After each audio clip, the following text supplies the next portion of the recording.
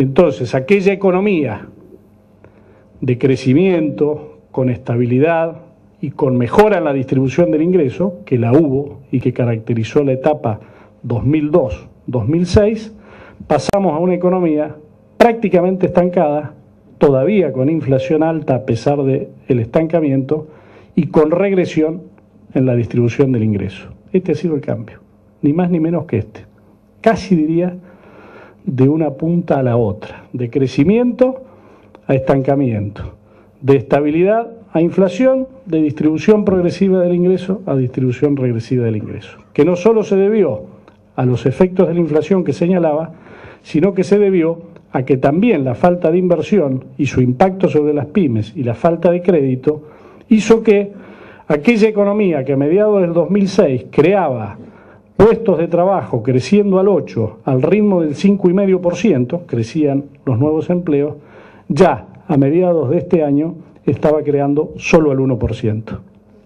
Prácticamente no generaba nuevos puestos de trabajo. Así nos agarra la crisis internacional, de la que no tenemos ninguna responsabilidad, ni nuestro gobierno, ni ninguno de todos nosotros. Una crisis que es una suerte de castillo de naipes construido sobre una base real, que fueron los créditos hipotecarios, y a partir de allí, con los derivados, con la tecnología y con una liquidez brutal en el mundo, se fue armando este castillo de naipes que todavía no terminó de caer, pareciera del todo, y que todavía no sabemos cuán lejos llegarán los naipes que todavía no han caído. Pero con consecuencias sobre la economía mundial y sobre nosotros. Solo haber pensado muy poco, por decirlo de alguna manera, podía llevar a alguien a afirmar que esto a nosotros no nos llegaba. ¿Dónde vivimos? Vamos a suponer, en una hipótesis extrema, para ser muy bondadosos y suponer que nuestro blindaje es brutal. Vamos a suponer que no nos llega directamente. Bueno, y entonces no le llega a ninguna de las naciones o de los países vinculados comercialmente a nosotros. ¿Cómo puede ser que no nos llegue? Y no es porque quiero que nos llegue, es porque es inexorable que nos llegue. ¿De qué manera? Creo que nadie todavía hoy, con rigurosidad, con seriedad, con profesionalismo, con responsabilidad, puede dimensionar los efectos de la crisis. Lo que nadie tampoco puede negar, con responsabilidad, con rigurosidad, con profesionalismo, con seriedad, que si hay desaceleración en el mundo, lo hay también para nosotros como un elemento adicional. Si hay caída de comercio en el mundo, lo hay también para nosotros en la que nos toque.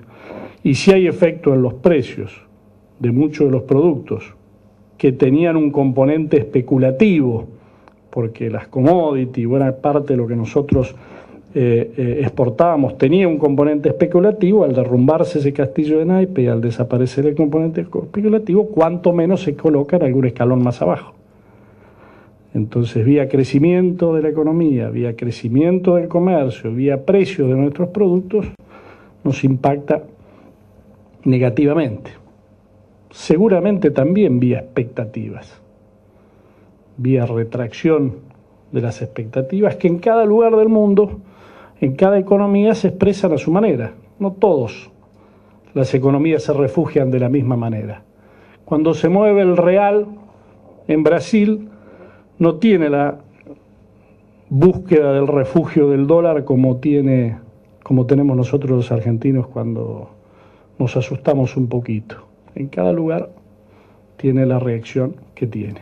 Entonces, a los elementos reales, concretos, vía crecimiento, vía comercio, vía precios, también viene el efecto de cómo adaptamos, cómo ajustamos nuestras propias expectativas cuando vemos que el mundo se mueve, y aunque alguien con mucha autoridad política nos quiera decir que el mundo no se mueve, nosotros sabemos que se mueve y buscamos algunos abajo de la mesa, como los terremotos, otros abajo de los marcos, en algún lugar nos ponemos. Nuestra economía, lamentablemente, o nosotros, que ya hasta tiene que ver con una cuestión de orden cultural, sin hacer ningún análisis objetivo de ningún tipo, es como que el dólar es el marco de la puerta debajo del que nos ponemos. Hay veces tiene razones lógicas y otras veces no, pero está muy incorporado. Y lo vemos estos días, Por supuesto también, imposible medir, cómo quedarán las nuevas monedas en el mundo, comparados. Todo esto es lo que viene. Dimensionarlo imposible, pero esto se agrega a aquellas cosas que ya teníamos producto de nuestros desaciertos. Sigo diciendo, a mi entender.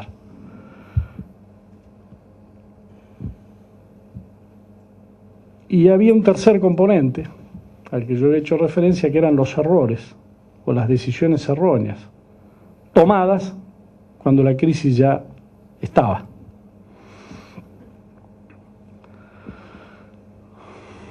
Todavía no había caído